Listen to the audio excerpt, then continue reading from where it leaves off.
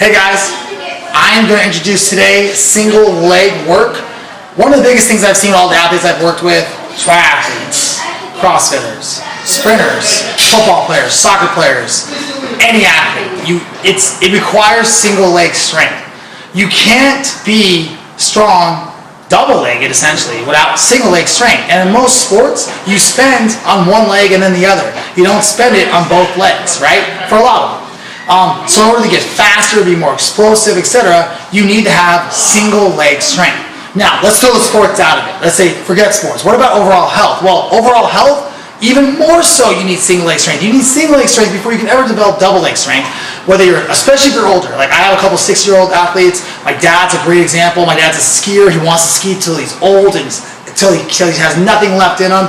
My dad has balance issues. Most athletes after the age of 45 have strength issues in their legs. It goes away and they have balance issues. So single leg work really helps to get a lot of that back. So when a lot of my older athletes that I start with, or in general, I start with single leg work and I build that to double leg work. And it could take months, but you know what? In the end, it's way more beneficial. So when I'm doing stuff, working with athletes and older people, depending who it is, I start with a couple of very specific things. I'm going to give you those things. First thing is these box step up. I like them to have dumbbells. Box can be any height between 12 and 24 inches, depending on who they are, height, age, etc., athleticism. And I like them to step all the way up through the box. It's a great place to start, and most people can do it even without weight. From there, I like to go to the single leg glute bridge, and there's many variations of that. Once they get stronger, I can elevate it, etc. I can do it on a stability ball. So I have stability ball leg curls. I can single leg the stability ball leg curl. From there, of course, the lunges, right? Starting with split squats, a lunge in place, then a walking lunges, but I like to dorsiflex the toe for runners especially. And then from there, I go to a Bulgarian split squat, which is an elevated leg in the back.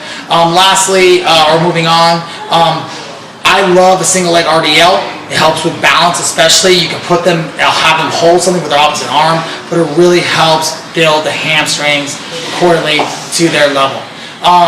Moving on. Explosiveness. Okay, single leg work will help equal explosiveness. Now, a lot of coaches that I've worked with over the years have not liked the Olympic lifts. For one reason or the other, they're not a fan of the clean, they're not a fan of jerk, they're not a fan of the snatch. For athletes that want to be explosive without doing the Olympic lifts, I really, really like weighted wall sits paired with a jump. Whether it's a hurdle jump or a box jump or a jumping lunge, I love it. Hurdle jump's my favorite. They can load that wall sit as much as possible, and then they can jump and become explosive as possible as they get stronger and jump higher and higher. Pairing those two together give you that triple extension that you can get in a clean, and you'll get the same load that you can get in a clean with the weighted wall sit without the Olympic lifts of the heavy barbell and the wrist flexion and all that a lot of coaches don't like. So that's my biggest take on how to make an athlete more explosive without Olympic weightlifts. I have a whole lot more, but for now you can see the video for what I have to offer on that specific concept.